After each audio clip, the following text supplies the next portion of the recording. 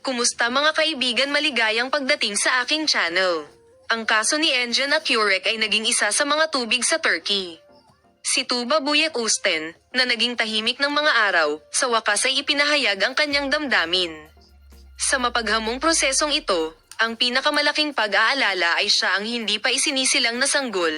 Sinabi ng manlalaro, "Ang aking sanggol ay dapat makahanap ng lugar ng hustisya na walang ama." Siya ay nagrebelde laban sa hustisya. Ang mga salitang ito ay may epekto sa bomba kapwa sa mundo ng magazine at sa social media.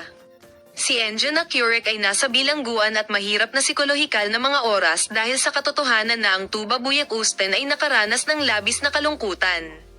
Gayunpaman, sa kauna-unahang pagkakataon, ang unang kahulugan ng pagiging ina ay nagpakita na ang kaganapan ay umabot sa isang mas malalim na sukat. Si Tuba Büyük Üstün, na palaging nagpahayag na naniniwala si Engin Akyurek na siya ay walang kasalanan, sinabi niyang ipagpapatuloy niya ang lahat ng kanyang makakaya upang mailigtas ka. Ayon sa agarang paligid ni Tuba Büyük Üstün, iniisip ng sikat na aktor na ang prosesong ito ay isa sa mga pinakamalaking pagsusulit sa kanyang buhay.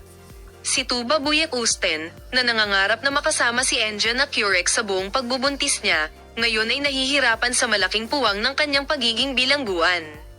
Sinabi ng isang kaibigan sa agwat ni Tugba sa mga sumusunod na salita,